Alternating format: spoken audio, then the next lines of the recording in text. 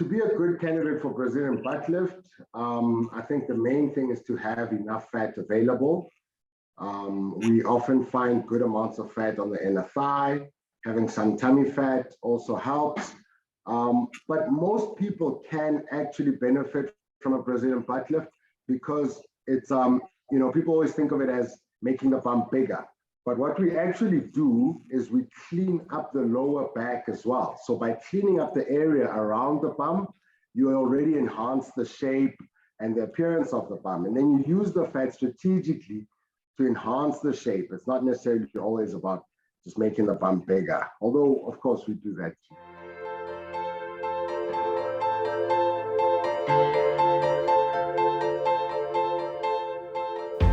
Okay, so the first thing is, if you have enough fat available, the fat it's a much easier, safer, more natural results procedure.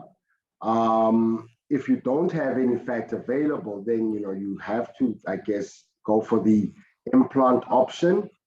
And with the implant option, it tends to be the surgery is a little bit harder. The implants can, although this happens a lot less now because the implants have improved, but they can rotate, they can form hard capsules around the implants. So wherever possible, we prefer by far to use your own fat. And if you do not have enough fat available, maybe we could do an implant with some fat on top to enhance the shape. I rarely do implants alone.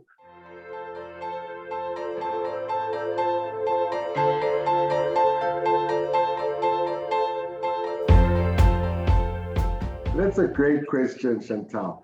For us, we do not advise patients to gain too much weight before any cosmetic procedure. The reason for this is that, even though the fat, having extra fat would help us, the habit of gaining weight is not an easy one to reverse. So you might find that after the surgery, you continue to gain weight, which is now what you don't want. So what we do, if you do not have enough fat, is we then recommend to consider doing it in rounds. So we would do one round for you, use all the fat you have available, let you live your life. We all tend to gain a little bit of weight every year, and then maybe in a year or 6 months down the line, have a look and see about adding to the fat. The reverse also applies. No matter how much fat you have, because we would only liposuck 4 liters, you might find that you need to come back for repeat liposuction to complete removing the fat from the areas you didn't want. And at that second stage, we could add to the bum again if you're happy, if you're not happy, and also, or we could just discard the fat.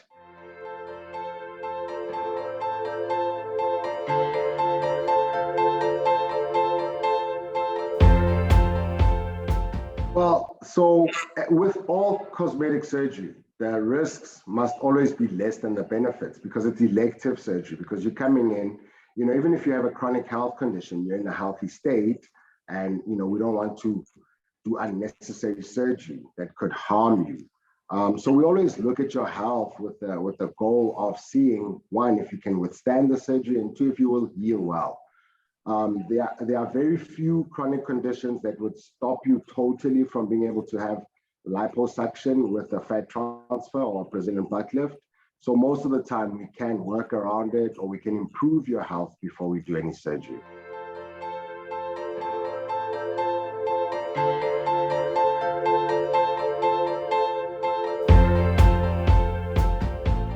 Well, I think for pre-surgery and post-surgery, eating foods that's rich in protein and vegetables is always good for recovery. It helps the body recover better.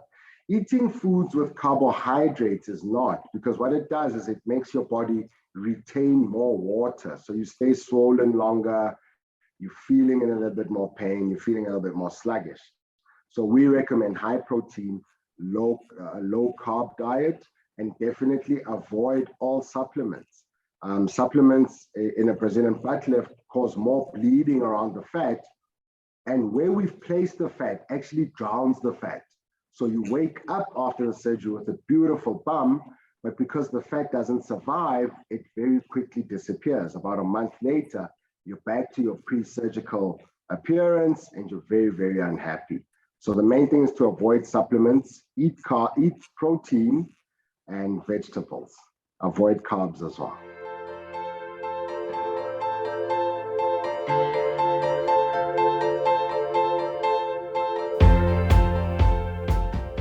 You know, that's an interesting question, Chantal.